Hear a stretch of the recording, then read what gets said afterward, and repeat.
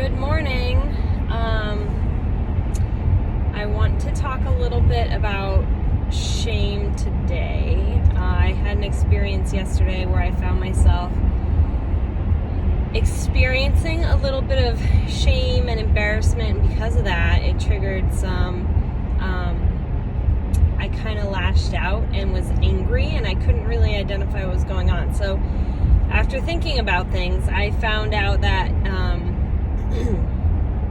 I was feeling that in the moment I was out of control of my behaviors, right? So here's what had happened. I was kind of like binge eating and rummaging through the cabinets and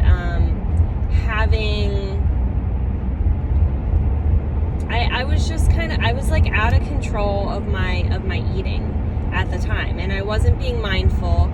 And my significant other walked in the room and he said, "What are you eating?" And I immediately said, "It doesn't matter," in like a really snarky tone. And he like kind of was put off and walked back out of the room. And later he was like, "I don't understand what that was about. I wish you wouldn't snap at me like that."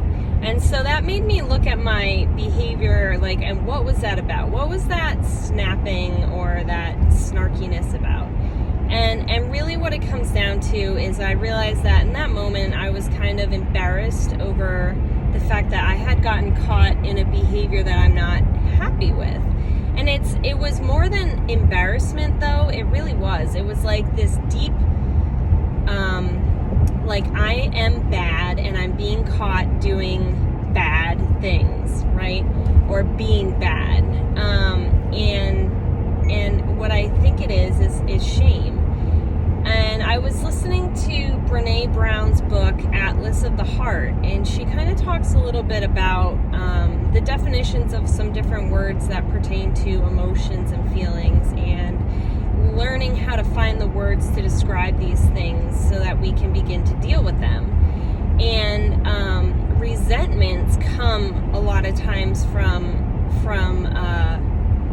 perception of shame, and then maybe putting that off on someone else for pushing a button that triggers some of these hardest feelings that we harbor. But what helped me kind of work my way through this problem and identify that was a shame trigger was by asking myself, like, what are the things that I wouldn't want to be perceived as being. Like, I really don't want to be perceived as being out of control of my life or my behaviors or my body. Really, I have a fear of being perceived that my life is out of control. I want everyone to think that my life is perfect, that I have it all together, that I know all the answers, and that I'm in control of the outcome. And the reality of the situation is that that's not the truth. There are way bigger things in my life that determine my environment and the outcome of any situation. I can do my best to try to take control of the things that are controllable, and I have a responsibility to do that. But it's a fine line sometimes between what I can control and what I can't. Eating behaviors are something that I think I should have control over 100% of the time, especially because I am a bariatric physician assistant. I work in bariatric surgery. I talk about diet and discipline around eating habits all day, every day. I talk to patients about this who have issues with that. And because I'm a provider, I feel that I need to be in a position where I've conquered that problem and that I do that perfectly, and that I'm not privy to that, and that is not the truth. I was having an emotional response last night due to going through an experience that was stressful for me, and I lapsed into a behavior that I'm not proud of. The other part of the of that situation that I do have control over is the outcome. Like when my shame is triggered, what do I do in response to that? Do I become reactive and angry and blame the other person for my feelings?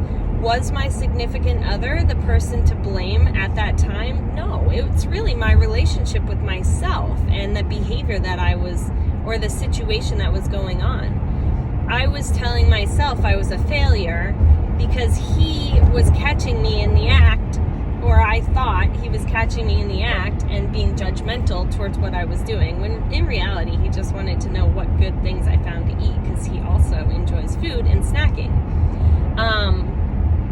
But it really had me kind of look at myself in that situation.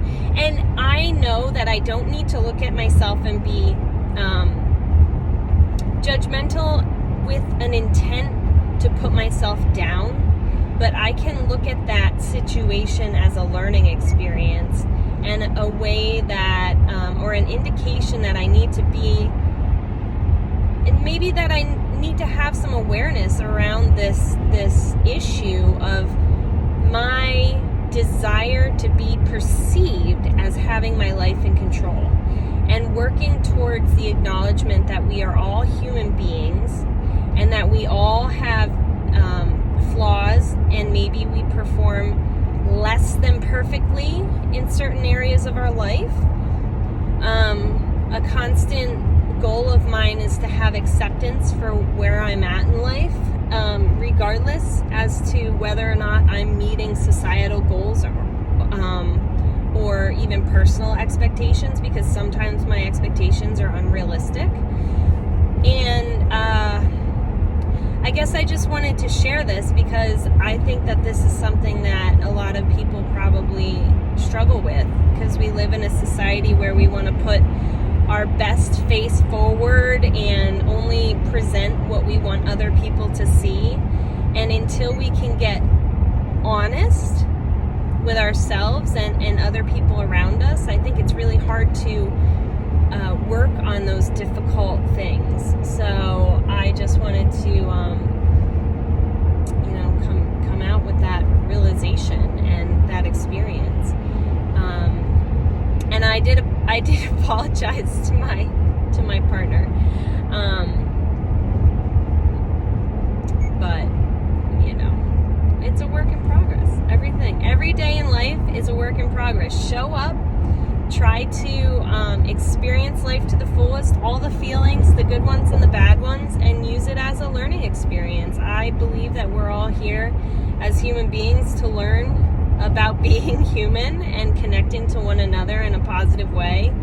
And sometimes feeling those hard, uncomfortable feelings is part of that. So as long as we use those moments to grow, then we're right on track with where we should be.